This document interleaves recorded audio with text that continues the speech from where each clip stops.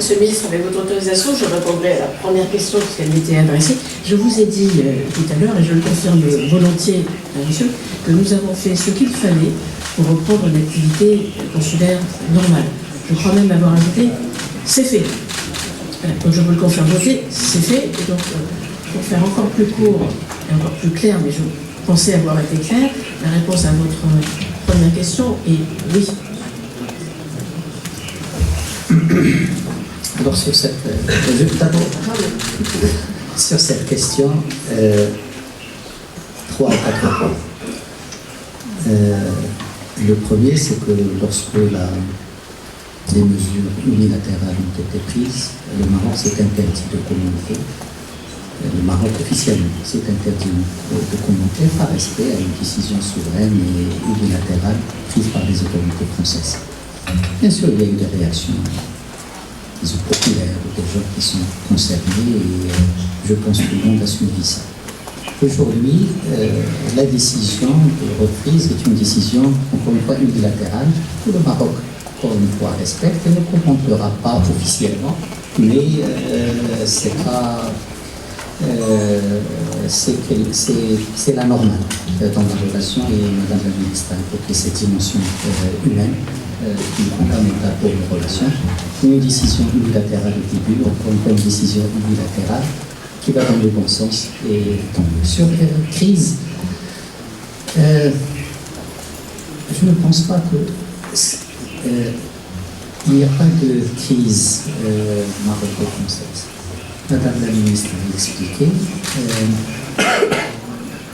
il y a le besoin de rénover, d'adapter cette relation. Et grâce à la vision de Sa Majesté le Roi, le Maroc a évolué en interne, économiquement, politiquement. Le Maroc a beaucoup évolué grâce à cette vision royale. Grâce à la vision royale, le Maroc a également renforcé son déploiement à l'international, son protagonisme à l'international et a diversifié ses partenariats. Est-ce un handicap, est-ce un atout pour les relations? Nous le considérons comme un atout pour la relation. Le Maroc a changé. En interne et dans son déploiement à l'international. L'environnement, la France, a changé. Et l'environnement, notre environnement régional, notre environnement géopolitique a changé. Cette relation ne peut pas, tout en gardant ses fondamentaux solides, a besoin de tenir compte de ces évolutions. Et dans ses mécanismes, dans son approche, dans son contenu, la relation doit s'adapter à ces évolutions, doit tenir compte de ces évolutions. Et comme je l'ai dit, un Maroc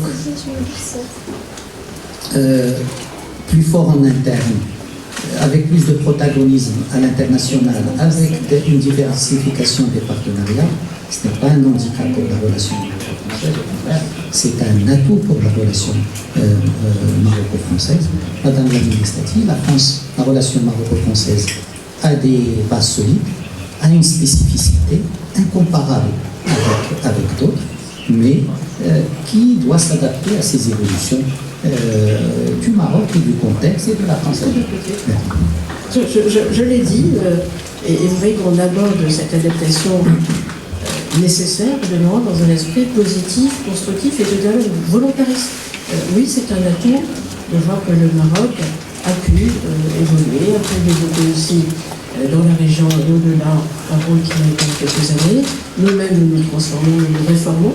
Donc, il faut évidemment s'adapter, c'est un phénomène naturel, et c'est ce qui permet de placer notre relation pour les décennies, mais disons déjà 10 ans qui viennent, sur un haut niveau de qualité, plus moderne, tel que la situation d'aujourd'hui le requiert, et les défis d'aujourd'hui le requièrent.